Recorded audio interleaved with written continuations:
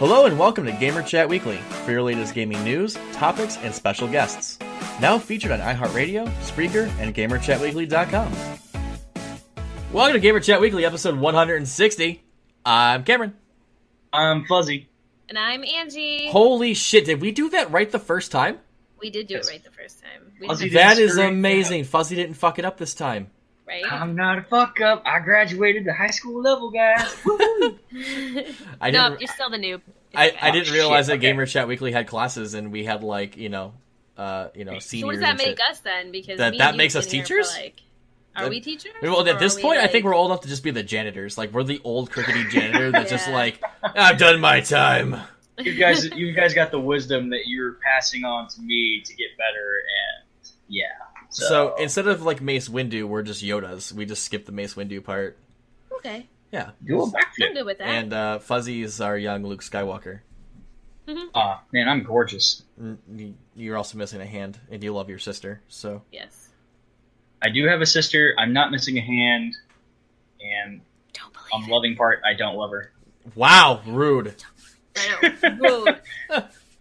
So rude. Oh, guys, episode 160. 160. That is halfway to 320. Crazy, right? Math. Oh. I was going to say 40 more to go to 200. Let's go to 320. That works. It's been a long road. And once again, I hate having to always apologize that we're always like not every week, but we are just so inconsistent, and it's all of our faults. Yep. We're just chat every once in a while. We're very busy, but we have some news that may actually fix this problem coming later. I don't want to talk about it right now. We'll do it at the end of the show. Yes. But we have some news. We do want to get better at this. We apologize. It's just 3 people, 3 different states, 3 very different lifestyles, and getting all of us together is not always the easiest. So yeah, go ask any other broadcasters that talk to people from other states and how easy it is to schedule things across continents, not continents, state lines. Cross-continental podcasting.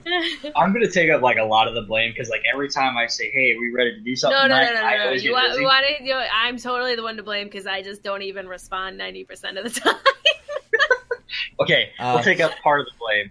I'm not going to take any blame because I'm always available every day of the week. So sorry, some of us can't work at home. Cameron's got like 10 to maybe 20% blame because there are times where he's just this is true. You can easily wane him out of wanting to stream if you don't want to do it.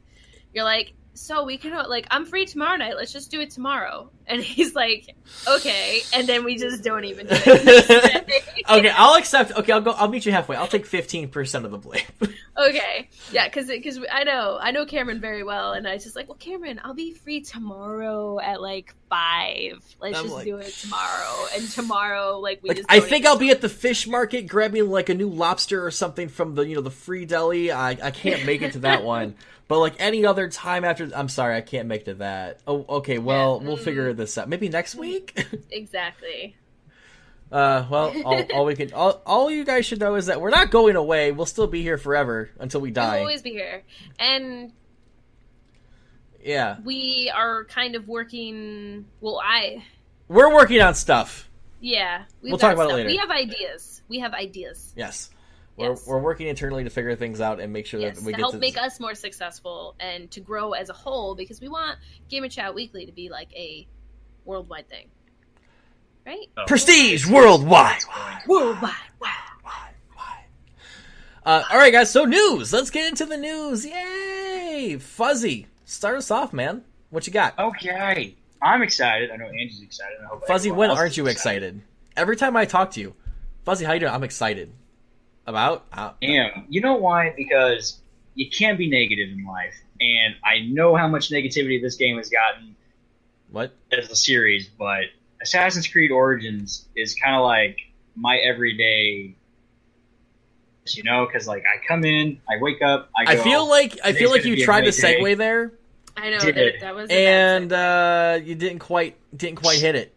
The train derailed. I'm going into the. I know he's going down fast. Yeah, this is kind of like that math equation, where it's like one train's traveling from west at this speed and one's traveling east at this speed. When will they collide with each other? The answer is they don't ever collide because someone flips the switch and makes one go the other way at one point. That's pretty much what just happened there. Try that again, Fuzzy. What do you got for us? Assassin's Creed Origins. Peeps. There we go. Look at that. Woo! Assassin's Creed Origin. Yay! Fill us in on the newest information. Go. So they just announced today, actually, that it's going to be kind of their first open world Assassin's Creed game. So you're going to be able to do a lot of explorations and discoveries for whatever quest lines that you're doing. It's going to be kind of like a chronological and story standpoint video game now. You're going to be able to... This is one really neat thing that I actually am hoping they put in here. You can go on a quest, try to kill a warlord, kind of like in the other games that they've done.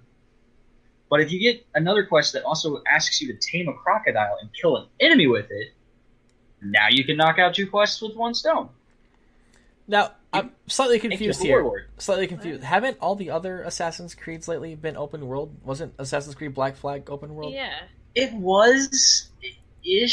I'm pretty sure they're kind of expanding it more on this one. I don't know. Okay. I'm just reading one. I'm just saying what they said. You know, I'm expecting this to be more open world. Maybe you can go from Egypt to the next little area in Africa. Okay. What, you got something else on this? So basically, from the article that you posted that will be in the links below that you guys can read yourselves, it's just a more unobtrusive open world platform. So instead of like a lot of like loading in, loading out, it's a lot more seamless, a lot wider spaces before you get into things. However, the quest system is trying to push boundaries on how open world questing goes, because typically you do a quest until it's done or until you die. But in this game, you can pick up multiple quests a la MMO style that Angie and I have been used to, and you have been used to, where you can pick up multiple quests from a town, and then you can knock out multiple at the same time in the same areas. Yeah, and then they also mentioned that you would have, you know, if you start a quest, you got to finish it or desynchronize or fail. I remember seeing that. Let's see here, where was that? Once you opt into a mission, you're going to be doing that mission until it's done. I mean, it's just like any other quest line. You must do it. Well, it's saying that's all gone. Like, that's not a thing anymore. Yeah, so okay. I think you just read that a little bit wrong. I probably did. Yeah. I'm excited for this game. So basically it's saying that in older Assassin's Creed games, you would start a quest, you had to go find a place on a map, and that there were certain boundaries, there was failure conditions, and there was win conditions to get that one mission done. They've now basically gotten rid of all of those conditions, and you can go about doing things your own way without interference from outside forces. You could basically get as many things as you want to do within a certain quest. So you're not basically stuck going from point A to point B, finishing a thing, picking something else new, going from point A to point B, and just having that repetitive, point to point to point to point system. Now it's more fluid, where you're able to go in, pick a quest, look at a side alley and go, oh, hey, look, there's a thing down there. Run down that way, pick that up, and find out, oh, hey, look, this new thing is near where I'm going, so I can do it along the way or right after I'm done. So it's a little bit more fluid of a system for the Assassin's Creed games. They didn't have that before. Like I said, it was you were boxed into doing that one mission until the conditions were met, and then you got to go about your day. This game's a lot more open and more fluid. So I'm kind of excited. I'm kind of excited to see how they're going to do like a lot of the eagle points or the viewpoints. I wonder if you can climb up the side of a freaking pyramid and be at the top of that. Like, that's pretty smooth. Well, it's not really smooth. The top of that's probably I'm just trying to figure out. So, like, typically when you play Assassin's Creed games, you're climbing to the top of the bell towers, right? Or, like, the top towers. You were always invisible, quote-unquote, like, invisible to the human eye, right? Yeah. Which kind of makes sense because, like, no one's thinking to, like, look up at the tower while you're climbing. Like, who's going to climb in a tower? That's kind of silly, right? However, a pyramid, like, they've shown in the gameplay footage, or at least in the trailer, that of an assassin sliding down the pyramid. I'm trying to figure out, one, how you slide down a pyramid that literally has, like, jagged stone all over the place. And two, who is not going to notice someone climbing up a pyramid because they are literally in everyone's sight all the time. That is correct. I'm wondering the same thing. Like, I just like imagine like the camels on the ground are just like, and they just look up, munching their straws. They just notice all of a sudden, like, and like the guy, like the camel handler's like, "Hey, who's the idiot on the freaking pyramid? Get down from there!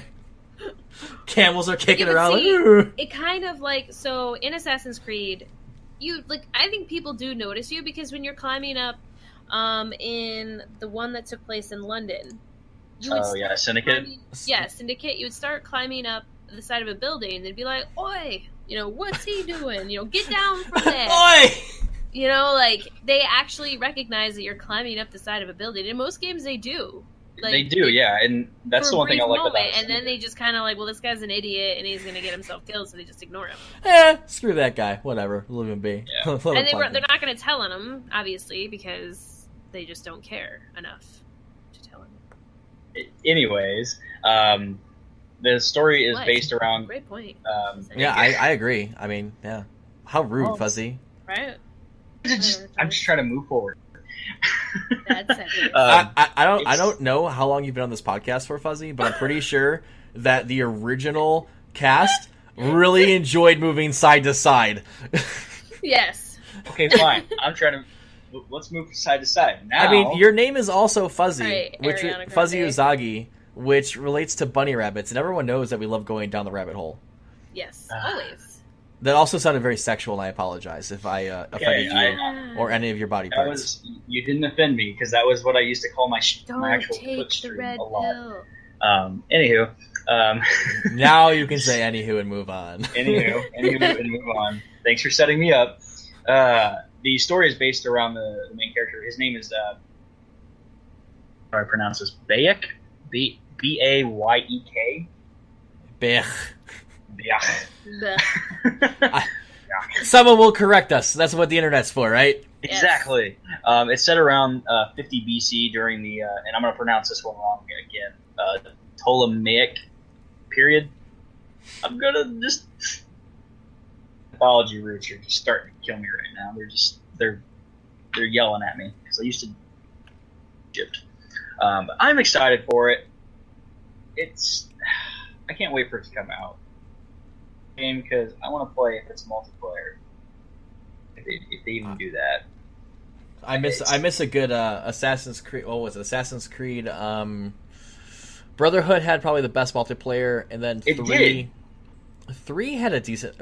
Was it 3 that had multiplayer that was good that I liked? Or I don't I think never 3 played had multiplayer because it just was never a game to me that seemed like multiplayer would be like a thing. Like, well, I would like to co-op with people in those kind of games, but not so much play against them and like who can assassinate who first. Well, that's not like some of the Assassin's Creed games when they had multiplayer were really fun because you'd have a team of like 4 assassins, right? And then you'd have 4 Templars that were guarding a target. So the assassins had to work together to basically set up like the perfect choke point in the perfect scenario to where they can assassinate the target. And the 4 Templar players would have to be like really smart and like set up traps and like stuff around the target. And I really enjoyed it because it made everyone think and work together instead of going lone wolf. Because if you went by yourself, you got screwed. Like you had 4 spears sticking to your back now, rather than possibly getting close and taking out your target. It was kind of like Splinter Cell, Chaos Theory back in the day when you had mercs versus spies. I really, really enjoyed that. And I haven't really played a game that had a multiplayer system like that in a very long time, which is why I think I liked Assassin's Creed, because it was the closest I got. Yeah. I've never played Splinter Cell. You need to go play all of them. Yes. Chaos Theory by far was the best, though. So you just need to get a life and actually start playing more video games, but I'm happy you didn't. Nah, I mean, I'm not going to... Why would I say get a life to go play more video games? Like... It's the opposite. Get unlife. Come on, man. No one wants a life. A life means like socializing with people and going outside, wearing pants. Some people sell cars, which I think is really weird, but yeah, or sit behind a desk all day and deal with people's bullshit. Hey, alrighty. Work is coming to play. All right, Assassin's Creed, guys. Look for that. Do we have a release date on that yet, Fuzzy? You'd be the one to know, right? Considering I would, but I don't think they've released the date yet. I'm looking right now. Just buy some time. Still next year. Let's see here. I'm pretty positive it's still next year. 10/27, I thought. Got the date, October 27th, 2017. Boom! That's what I said. 10/27 comes out. Sorry, everybody. Comes out in 2 months. There you go. Okay, well then I need to jump back on Syndicate and play that game because I'm still so far behind. I did say that. Yep. Did I not say that? I said it. You can pre-order your copy now of Assassin's Creed Origins for $59.99 on Amazon Prime. Woo! I wonder if it's going to tie into Syndicate. Highly doubt it. Yeah, I doubt it. This is the prequel. This is where the Assassin Order came to be. This is going to tie into all the games technically because everyone is an assassin, but it's the beginning. I was pretty excited that where it takes place. Oh yeah, I love the Egypt setting. Like I love the setting of the game. I think it's gonna. Oh yeah. I haven't gotten a Assassin's Creed game in a little while. I think the last one I got was let me check my Steam. It's in my Steam library. Which one was it? Assassin's Creed Unity was the last one I got, and I didn't even play Unity. Like it was a buggy mess when I got it, so I just didn't even try. I didn't play Unity. I would say go ahead and play it, but you're gonna waste your time. Maybe it'll probably make for like a good maybe a day stream or something like that. If I do like a long 12-hour stream one day, maybe I'll do it just to say I played it and just go directly through the main story and that's about it. Other than that, I'll just play Origins because Origins does honestly look good to me and something that'll bring me back into the series. And I'm hoping that what they've showed off and the things they're trying to change with the game that has plagued the other games in the series. I'm hoping that everything they're doing to change it will bring in the people that stopped playing after 4. Because a lot of people stopped playing after Black Flag, because Black Flag was so monumental in the series and so good in the series. Which lately it's really weird, because I always heard how good it was, and I played it, I loved it, and then everyone's like, oh, Black Flag 4 was the best Assassin's Creed game there is, and then everyone dissed every other game after that, but now I talk about Black Flag, I was like, oh yeah, that game was garbage. Who wants to row their boat through the seas for hours? I'm like, that was the best part though, man. Yeah, sea shanties and whale hunting. Remember how long was I white whale hunting for? Jesus Christ, forever. Weeks. Angie, oh god, it was and I took pictures of all of the ones I killed. Pre-episode Gamer Chat Weekly 100, around the time that Black Flag came out, every episode Angie had to talk about her whale hunting experience. And then she would always start the episodes by singing sea shanties. Yes. What would you do with a drunken sailor? What would you do with a drunken sailor? This is what we listen to every day. In the morning. So, yeah. That's a thing. Yes. It was fun, and for weeks that's all I did was, and I upgraded all the stuff on my ship because of the white whales. That before I even played the actual game, my ship was just boss because I just was killing whales for a good half of the time I should have been playing the game, and then I started the game. It was great. That's like me playing Fallout 4 and just being in Sanctuary, literally spending 12 of my 15 hours of gameplay just building a town rather than actually playing the game. It's always fun when games have side things you could do that take up more time. For instance, everyone that has played Witcher 3 has pretty much spent more time playing Gwent than anything else. That is so true. So much so that Gwent is now its own game. That is so true. Really, if you can inspire or make or motivate your audience to literally play a game within a game, I think you've won as a developer. And whale hunting and rowing, just cruising your ship around, just doing side things that have nothing to do with the actual story. If you can captivate people to do that long enough, I think your game was good. Worth the investment. A lot of people, I know Assassin's Creed, but the Assassin's Creed where it took place in Boston. That was Unity. Was it Unity? I think that was Unity. No, Unity was not Boston. Boston was 3. 3. Yeah, 3. Yeah, sorry. Yeah. Boston was 3. Unity was the French Revolution. Syndicate was in wherever. The one that took place in Boston, where it was, the Indian American. That was 3. Yeah, so 3. Yeah. You played as that one was great too. The story itself. I mean, maybe it's because where I geographically live that it was so interesting to me because I know the history of that area, and I just live 2 hours south of Boston. So for me, I think it was just great. I already knew the history, and just to kind of hear how they turned it, and how he's on the battlefield where Washington is, you're like, what? Washington. Yeah. So how do you feel? How do you think all the people that live near Egypt are going to feel when they're in a game? They'd be like, "Oh, cool! Look at all this stuff." And then they're going to be like, "This has nothing to do with our culture." Yeah. They got it all wrong. Damn you, Ubisoft. I mean, to me, it's subjective. You know, like Assassin's Creed is someone's idea or a group of people's ideas on how something happened, or whatever. It's a story. History is made by the one that won the war. Exactly. But it's just great to see like someone else's take on something. Mm-hmm. Like, oh, this is, like I fully believe that the assassins were hired by the Vatican, but that's just me. Is that what you believe? I do believe that. Well, I bet that's why they don't let people in the Vatican. You know why? Because you'll find assassins. There's assassins there still today. It's like that's the Brotherhood hangout. It's just you go there, just like a bunch of assassins, just like doing assassiny things. Rooms they have artifacts that people like that aren't even like that we don't know on the outside. Like nobody knows about, and they have it in their basement. I like, smell a conspiracy theory from Angie. Angel's over here with like a tinfoil hat, like they believe in aliens. They can read my brain. Ah! Turn it off. But anyways, okay, next game. Yep. Moving on. Okay. But sidebar really fast. I just drove through Boston like last week, and it was not that fun. Always, Boston it's never fun. Sucked. I was in Massachusetts. I was in Massachusetts for a week, and it was great. I love being in Cape Cod. It was so much fun. Had a good time there. It's I'm good going food. to Cape Cod. Angie, you want to come visit and say hey? Nope.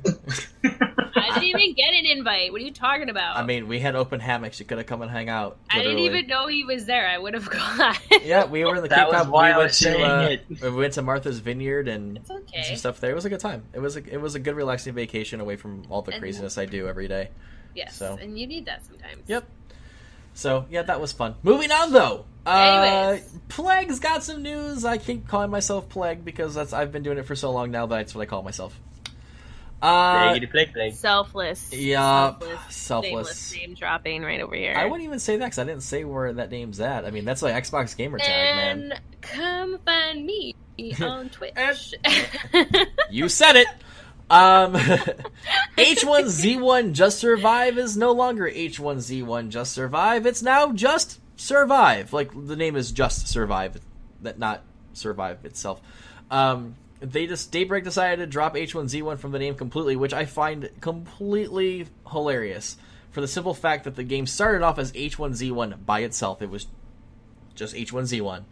And then all of a sudden the whole survival simulator game system came out. The Battle Royales of the world all came out. And H1Z1's like, well, we're going to make a Battle Royale game out of this. So they made a second game, or an option in the game, called Battle Royale, which then they decided to split from the main game of H1Z1 and make King of the Kill.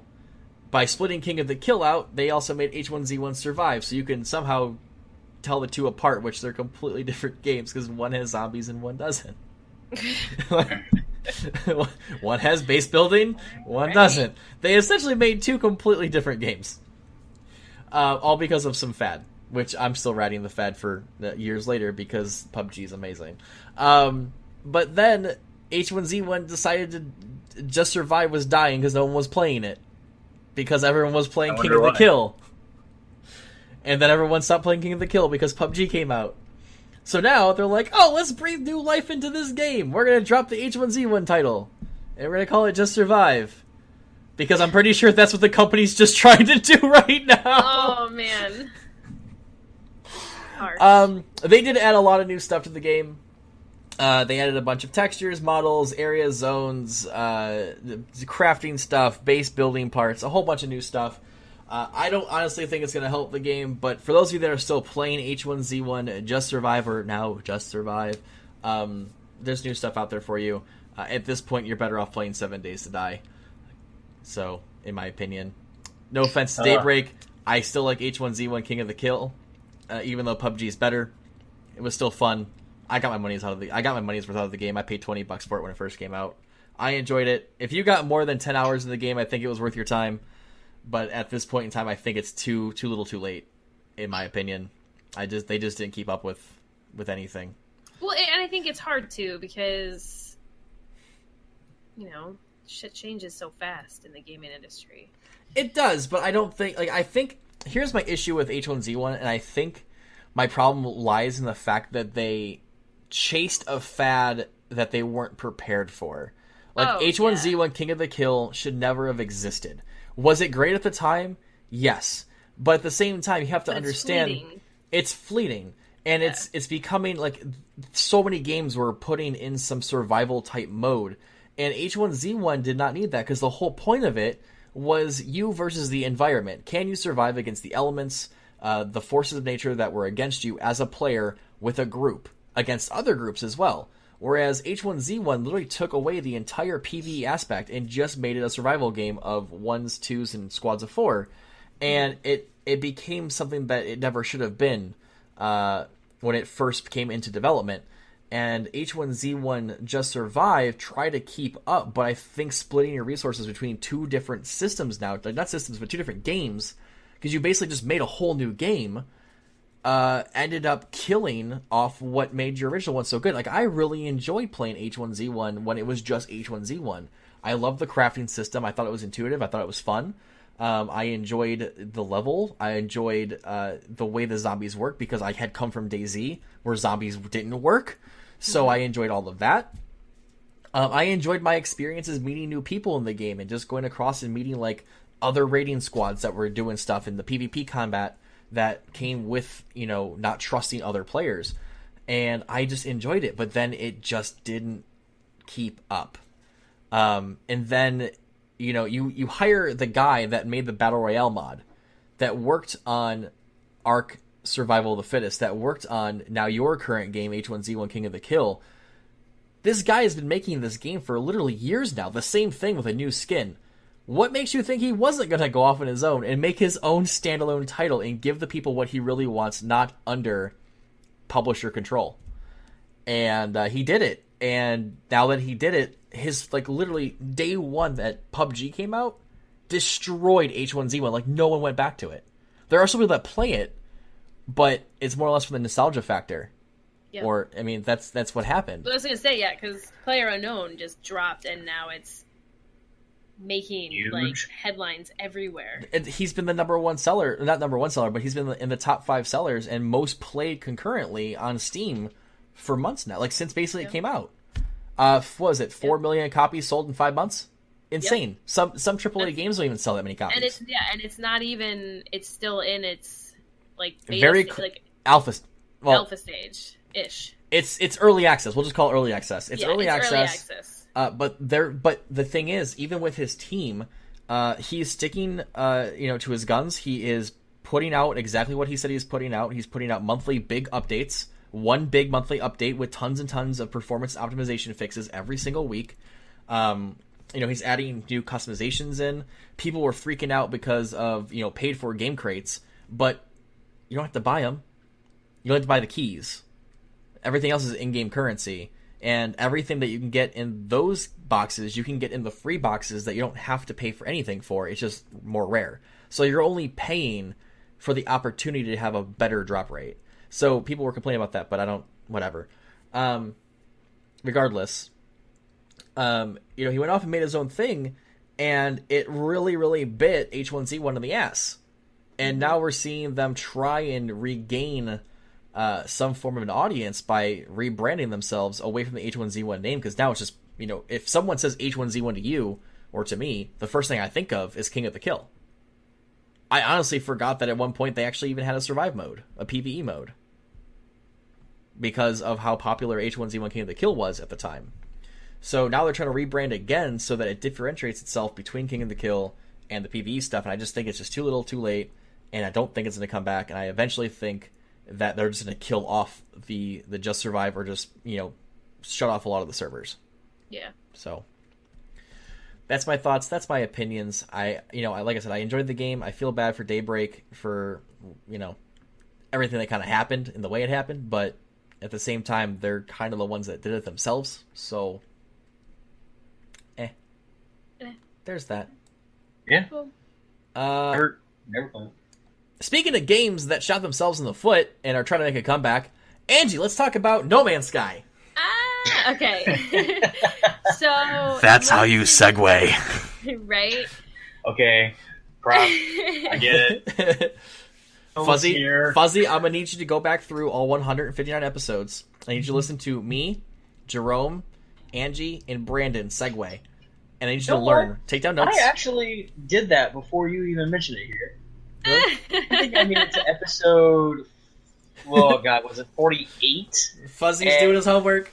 Wow. And then I quit listening to him because, you know, you offered me a position on this, and I thought I was doing all right for the first couple episodes. Now I'm seeing that I cannot.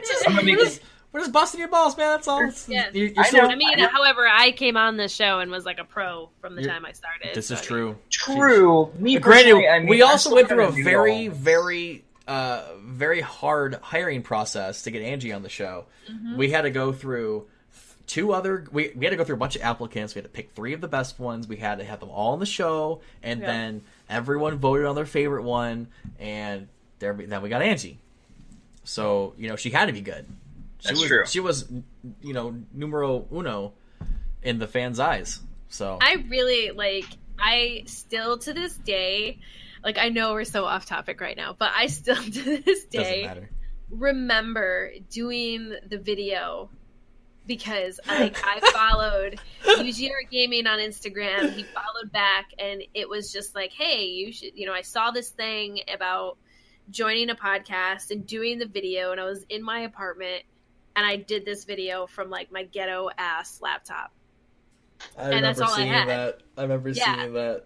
That's all I had was this laptop. That was such a piece of junk. And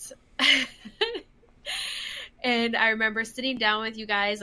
I sent it in, and I was really nervous because I was like, wow, they probably got a lot of people. There had to have been a lot of people. I'm like, I'm not even going to get it. They don't even know me, you know, whatever.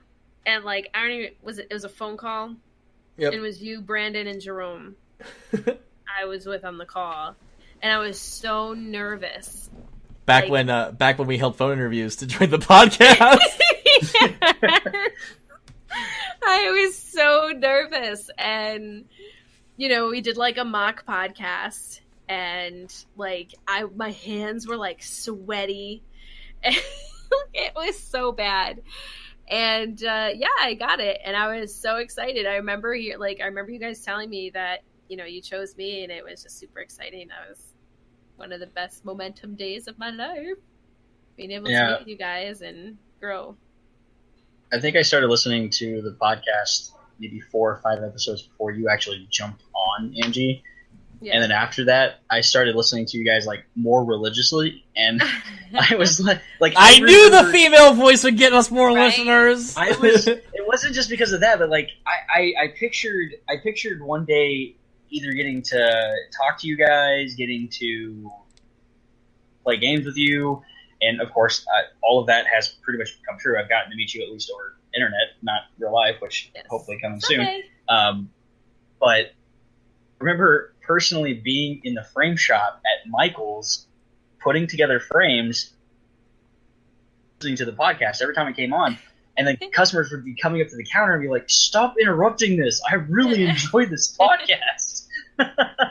And I would have to put it on pause, go back, and then every time you guys said, "Hey, follow me here at this this Twitch channel or that on Twitter," I would try to quickly write it down, because if I had to go back and listen to it, I would literally have to re-listen to the whole podcast. I'm not gonna happen. I just spent an hour listening to this thing. As much as I love it, I'm not going back. Oh man, and it's and I remember podcasting. How long I wouldn't open the show for? Oh yeah, it had to have been a year. I wouldn't open the show, or 7 to 8 months. I refused to open the show. And I remember that. I remember that. Oh my god, it was great. I refused to do it. That was so good. That's my thing. I'm getting to the point. I was practicing it, the opening sequence in the shower just a moment earlier, and I was like, God, I cannot wait until I have to do that. Well, because we used to do so to me, it wasn't so much opening. It was the closing, because I could never remember all of our sponsors. Because at one point we had a bunch. Yeah, we had a bunch. 4 or 5, and I could never remember them. And I was so worried that I would just completely forget who our sponsors were and fumble it up and be like, oh crap. But then in the long run, you're you're human. You can make mistakes. It's okay. I make mistakes every 30 seconds of my life. It's fine. Hey, you know who made the biggest mistake? No Man's Sky. Oh yeah. So there we go. Okay. Oh God, he got it! Yes, look at this. He's learning. I'm so proud. No Man's Sky, go. Before eyes. Okay, so this is the third update since the game's release, and it actually makes the game. No, it's the third. Okay. It's called Atlas Rises, and it actually really just changed the feel of the game. So I recently, before this update started, actually rolled out, I started playing it again because I was like, let me just give it another chance. And one of the things I was very quickly reminded of were resources. You land on a planet, and then you're stuck there because it doesn't have any of the resources you need, and you can't get off the goddamn planet. And you're like, what am I going to do? Like, I can't do this. Like, I don't even have any money. And I can't get to an awesome place that sells what I need. I can't get to a base to get anything because it's acid rain. And I only last 15 minutes, and like you can't really run. And when you do, it only lasts for like 5 seconds unless you upgrade yourself. It just becomes very cumbersome, and I'm very impatient. So having to run for 15 minutes in one direction for nothing really pisses me off. However, Hello Games has actually changed the game with this last update. They added 30 hours of story to the game, which I have yet to really find the story of the game. Is the story still the quest to the center of the universe, or trying to find your multiplayer buddy that you'll never see? No. It's more like, so it started off with, so when I went back into the game the other day, it was like, oh, let's go down to your base. And I'm like, oh yeah, that's right, I built a base. Well, where the marker is not my base. There's nothing there. And then you're like, oh, you're going to meet this guy down at your base. He's not there. There is no base. I'm like, am I supposed to rebuild my base that I built the last time? Should I just start over? Like, I don't know what I'm supposed to do here. Like, so I ended up restarting the game because I put like 10 hours into the game, and I was like, fuck this. But anyways, they came out with 30 more hours. They added a better narrative to the game, which still, I don't know, a little 50-50 on that. It lays a better foundation for the co-op play. Yet I have to experience this co-op play. I was going to say, where's that co-op play at? I am not too sure. This game came out, last year? Actually, wait, does it have... I may be wrong in that. I think I might be wrong in that. I think it doesn't completely... I think it opens the doors for it's building the foundation for co-op. So that would mean that there's another update that's going to be coming. If you're going to promise a game with co-op, make the game with co-op the day it drops. I mean, come on. Hey, they ain't wrong. It's got co-op. You can play co-op. Oh, wait, you spent, what, $40, $60 on a game, put 7 hours into it, good luck getting your money back. Now you don't have co-op. Well, all right. So the thing, you and I, Fuzz, had a conversation about this before the podcast started, and you had said, the game is basically just like, why? Why would a company continue trying to build on something that's basically dead? Exactly. And my answer to that was, I actually think it's great that Hello Games is trying to update No Man's Sky a year later to try to bring players in, and they're not charging for these patches. Because, as you guys all know, and I think I always say this at least once every podcast I'm on about Call of Duty. Call of Duty, recent game, sucks.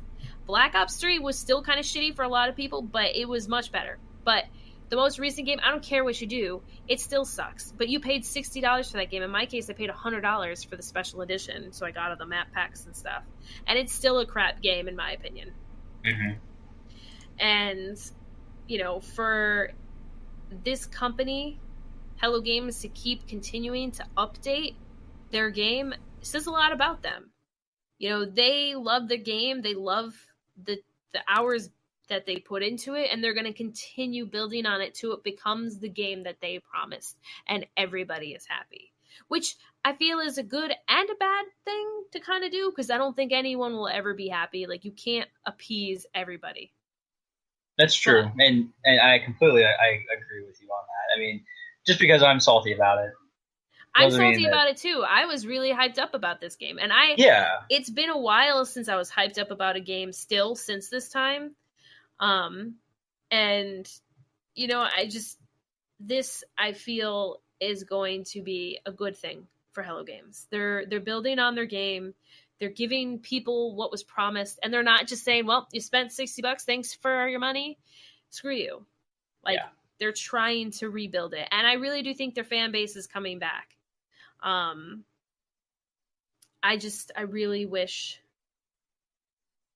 you had better multiplayer, because I would like to play with people, and it would be fun to come across. Like, you will never. I remember when this first came out, they said you will never ever see someone else's planet because the universe is so vast.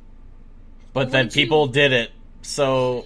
Exactly. But wouldn't you want to come... Like, I would love to come across people's bases. I mean, you know, not to, like, attack their base, but to, you know, trade and maybe leave a mark that had my name there. Like, oh, this is who visited your base today, and there's, like, a sign out in the front yard that's like, "Hi, Dante's Angel's here.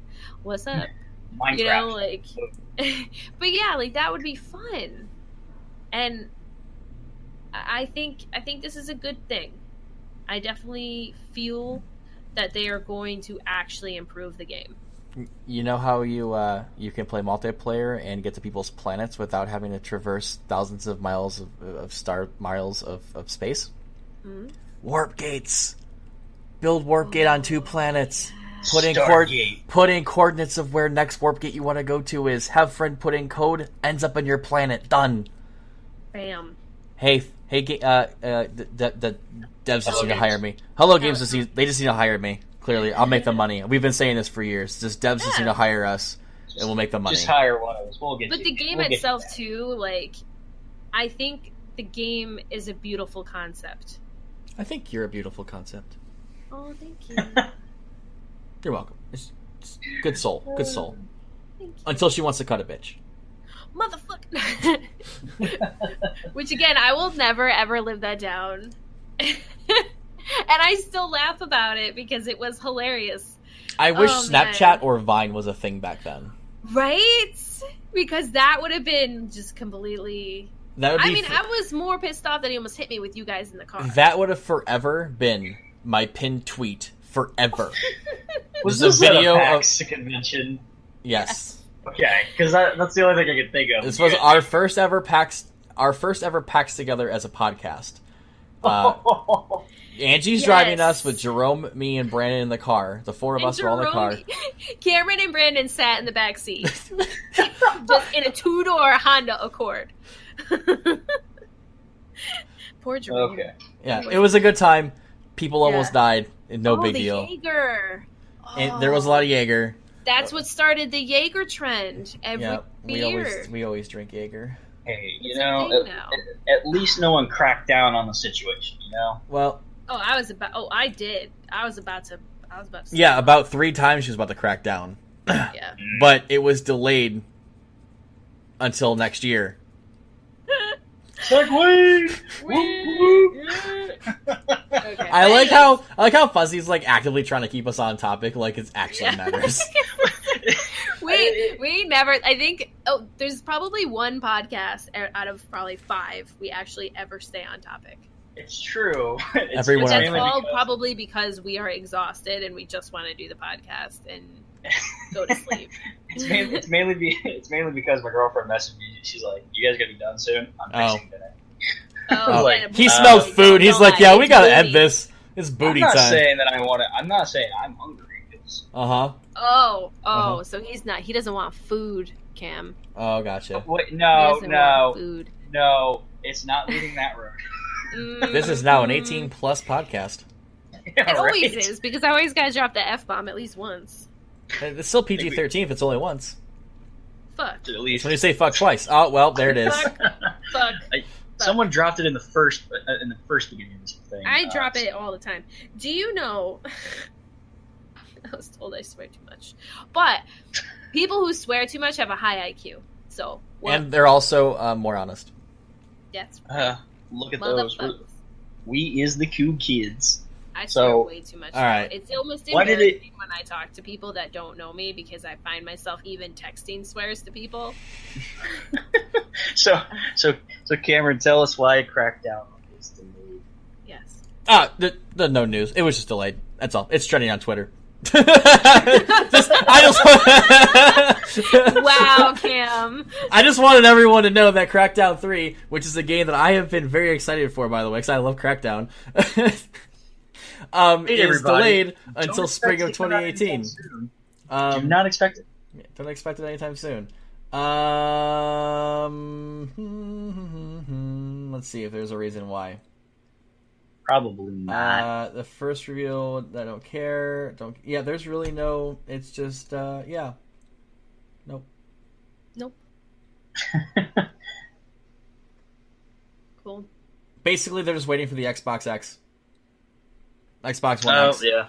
I think they want to just make it like a premiere launch, exclusive title, because it is an Xbox exclusives, and I'm pretty sure Xbox One X is kind of like running low on exclusives, so they're like, hey, why don't we just throw this out with that and have it good? There you go, done. Yeah. Cameron. Huh? Yes. Andy? That's so observant. Yeah. So speaking of observing.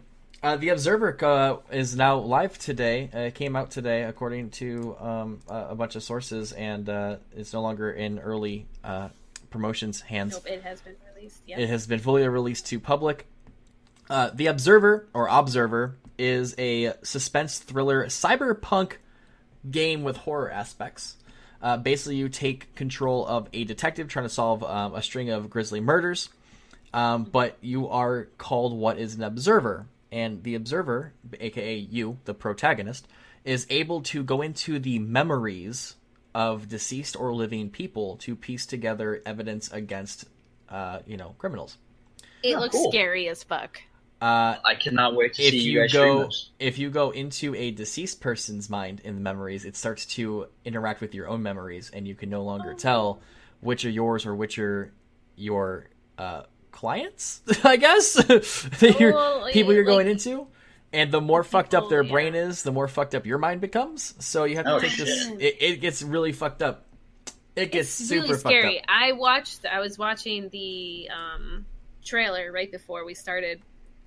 And it was like, so I've developed, this is so great. I've developed anxiety from the past year of everything that's happened to me. So watching this started to like peak. I could feel like my anxiety peaking. I'm like, this is going to be a great game.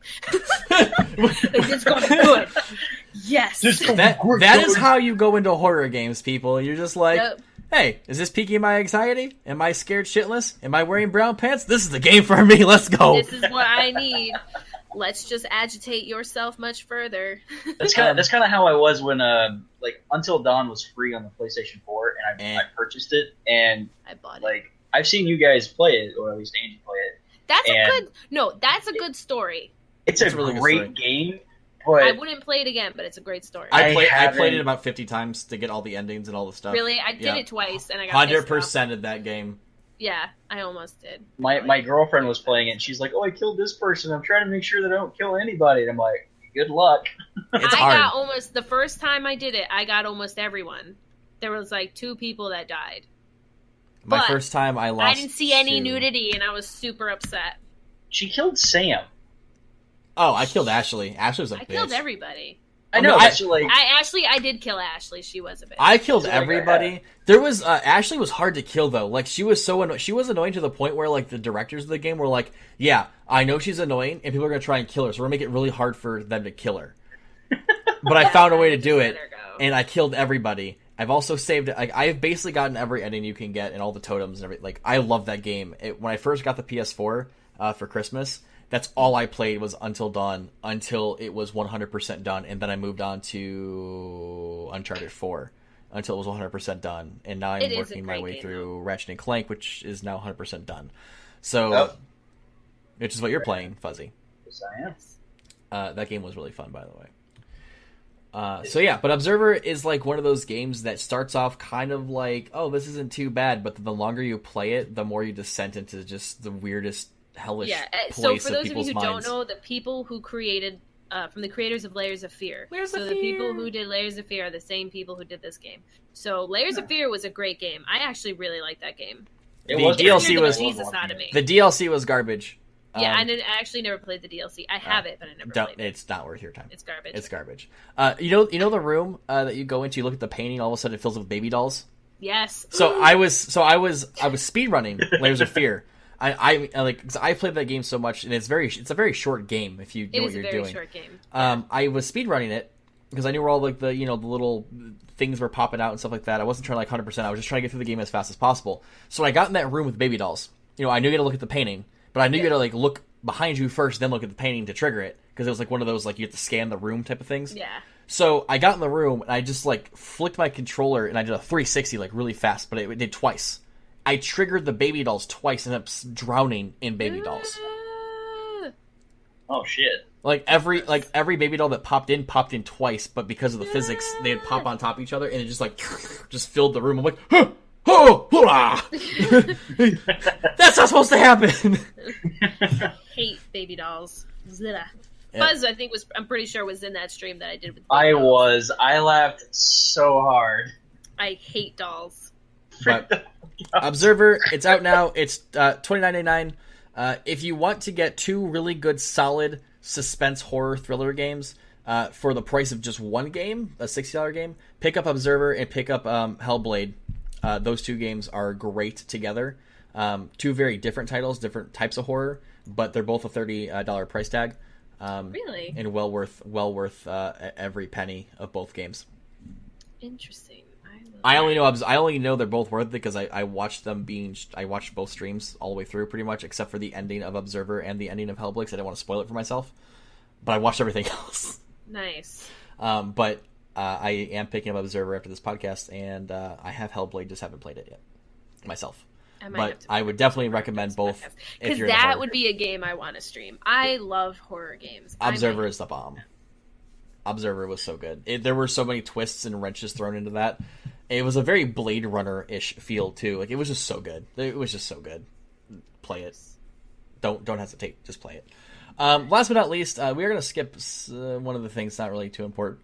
I mean, I don't know. I'm not a big wrestling fan. Fuzzy, if you want to... It's all right. It's just a roster reveal. I'll put it in the links below. No worries. We have a roster reveal for I'm actually 2K18. 2K18, yeah. I'm actually excited to see what's going to happen with this one. They haven't. This is the first news I've heard besides them putting Seth Rollins on the cover. So nice. It's completely fine. I'm more excited to see what they're going to do with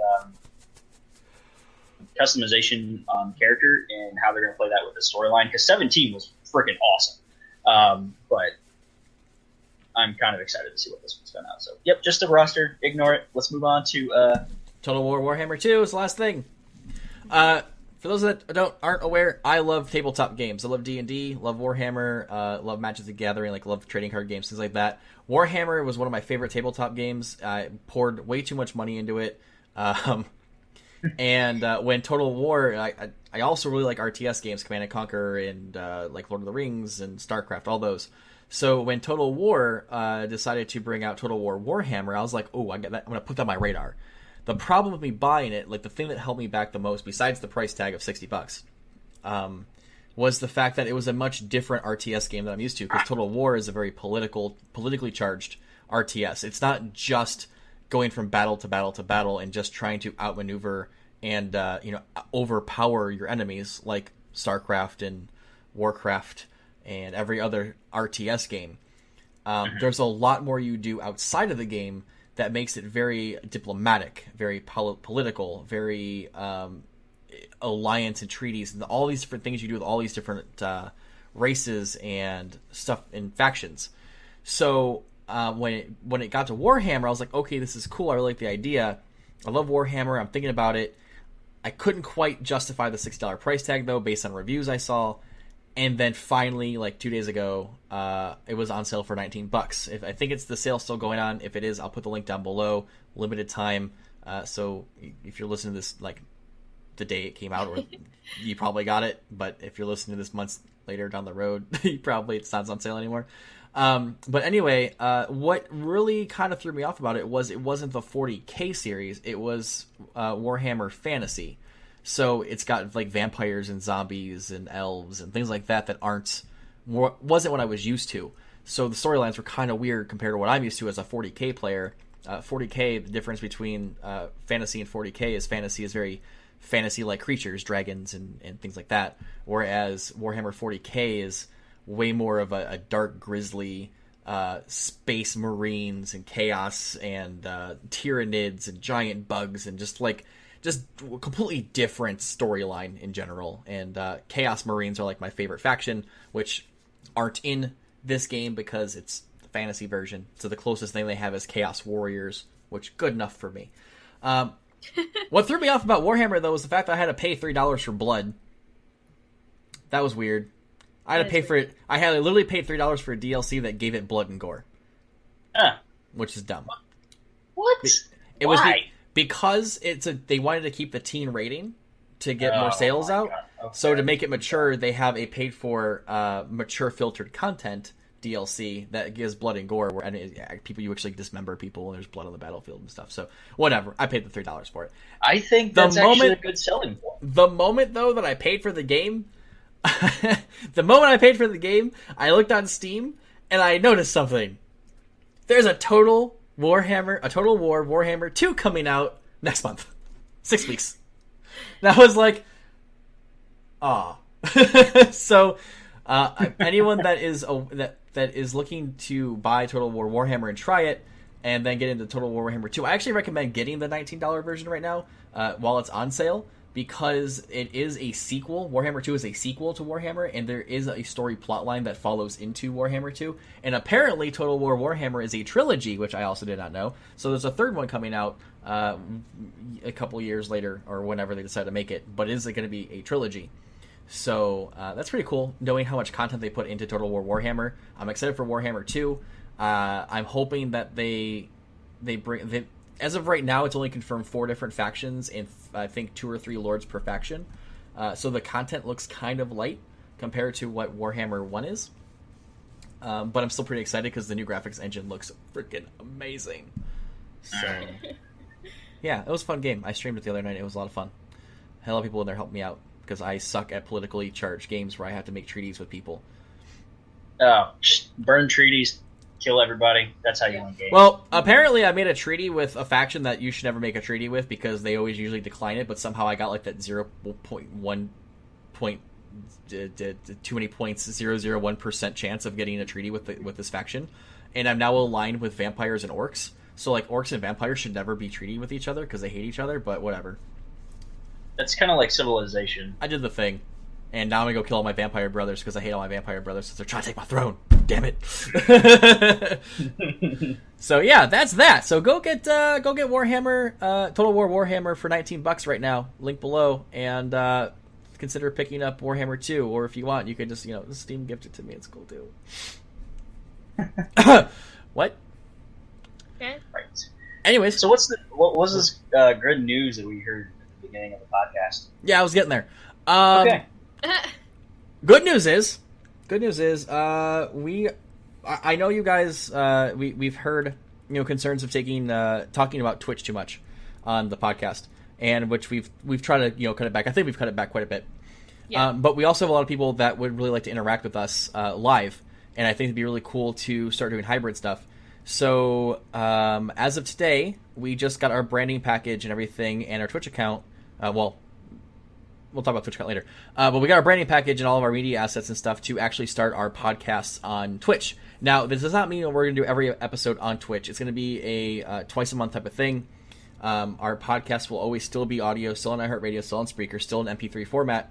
But we do want to have episodes that we have on Twitch where we can talk to the community, ask questions, answer questions, have special guests on, and just have a lot more interactivity.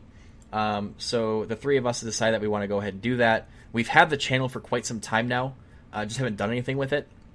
I was basically just saving the name so no one could take it.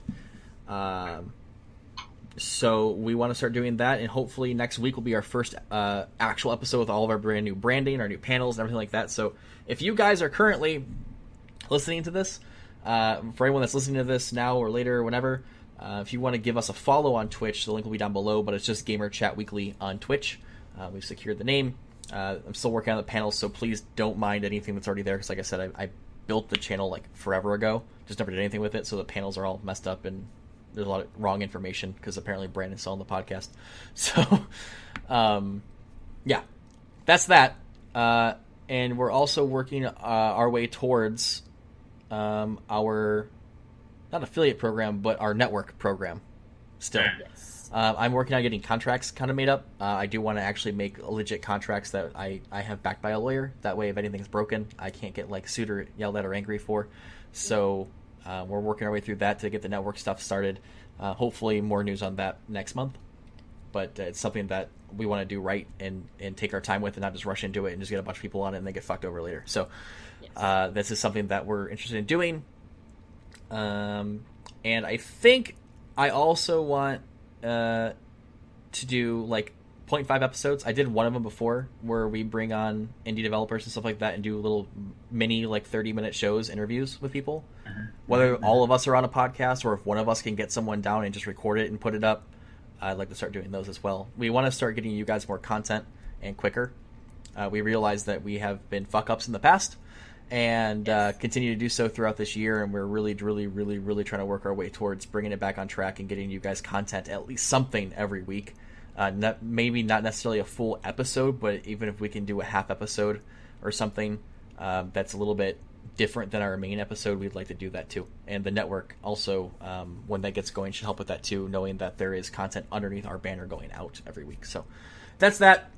You guys have any thoughts, feelings, any other questions, comments, concerns about anything going on, or we all still good?